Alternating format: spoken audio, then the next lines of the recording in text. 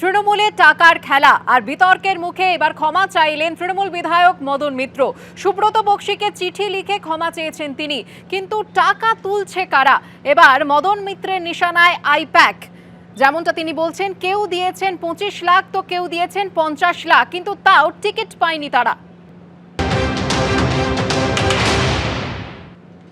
আমাদের পার্টিতে সব কিছু ছিল না। আমাদের এই টাকা পয়সা লেনদেন, এই একটা এজেন্সি আমাদের পার্টিতে ঢুকলো। এজেন্সি মানে? এজেন্সি, অনেকগুলো এজেন্সি, মানে ভোট কুশলী সংস্থা, যেটা ভোট কুশলী সংস্থা, তারা নাকি জিতিয়ে দেবে। বিভিন্ন জায়গা থেকে নাম কালেক্ট করে টাকা তোলা।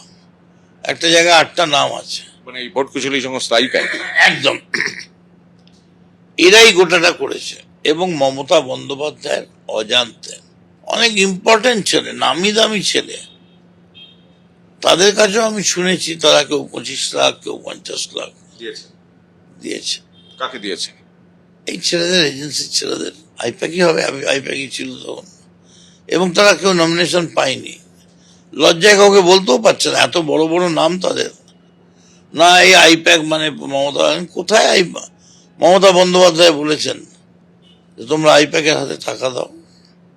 কোথাও তো বলেননি। কি দুঃখিত হয়েছেন আপনার এই বক্তব্য শুনে মনে হলো?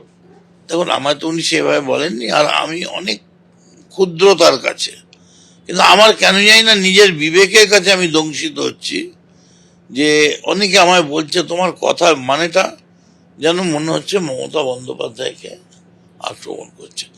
কিন্তু এই আইপ্যাক আসার আগে আমাদের এরকম টাকাও দরকার হতো না, আমাদের এত সাজানো স্টেজ, এত কিছুই দরকার হতো না।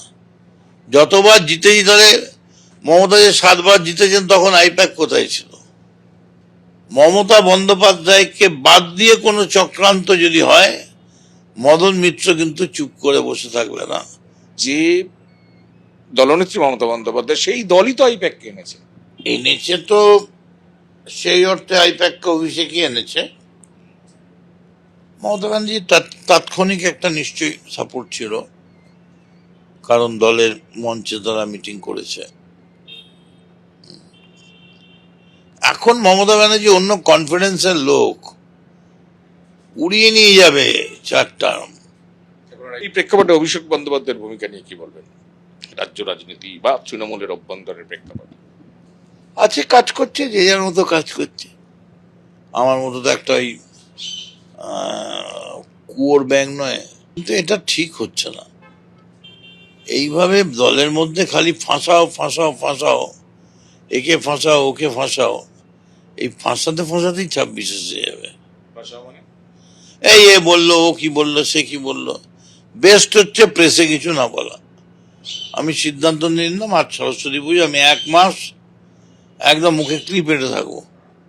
আমার সামনে যদি খুনও হতে দেখি, আমি লিখিতভাবে জানিয়ে দেবো স্থানীয় থানাকে, মুখ খুলবো না। মুখ খুললে মুখের থেকে তো শুধুমাত্র বর্ধমানের সীতাভোগ বেরোবে না,